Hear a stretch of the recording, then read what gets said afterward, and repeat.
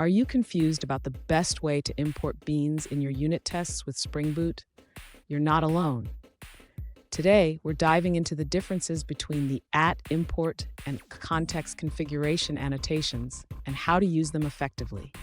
I totally get it. Setting up tests can be tricky, especially when you're trying to figure out which method to use.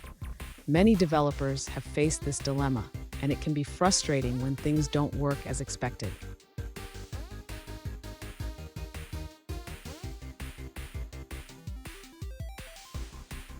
Here's the specific question we're addressing today. One user successfully set up 3 different test configurations with Spring Boot 1.5.3. They want to know the best method for importing beans. Should they use @import or @context configuration? Let's explore this together. To understand the issue, let's break down the methods. The first method uses the @import annotation, which is meant for importing configuration classes.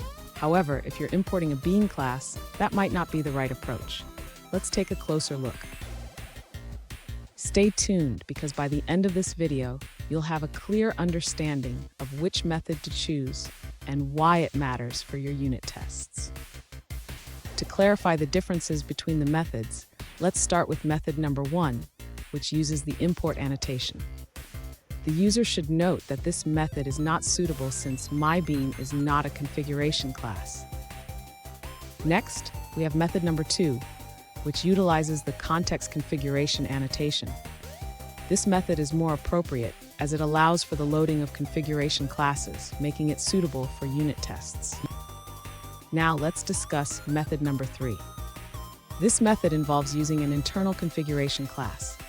It is the most correct approach as it explicitly defines how to create the myBean instance. In summary, while methods 1 and 2 are simpler, method 3 provides a clearer structure and better control over bean creation. The user should consider using method 3 for more complex scenarios. Finally, regarding performance, method 3 may have a slight overhead due to the configuration class, but it offers better maintainability and clarity in the long run. Fun fact, did you know that Spring Framework has been around since 2003? It's evolved a lot, and understanding its features can really enhance your development skills. Now let's look at the answers provided by other users. This user points out that when using method 3, you don't need to specify the loader. They also mention that you can override the environment settings with the @testProperties source annotation, allowing you to inject properties without using the real ones.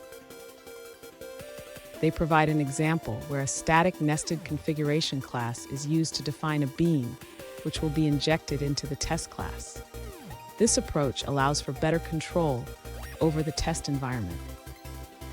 That's the end of that answer. Let's see another perspective. This user explains that the choice between @import and @context configuration depends on whether you're using Spring Boot's testing annotations or building the context manually. They note that Spring Boot automatically detects the root configuration, typically the @Spring Boot application class, which makes using context configuration less ideal as it can disrupt this automatic lookup. If you want to selectively import components, @import is perfectly fine. The user highlights that the documentation for @import has been updated to clarify that it can import component classes, not just configuration classes. They also mention that if a component is only needed for a specific test, using an inner @test configuration is a good option. So, are you wondering if there are other criteria for choosing method 3?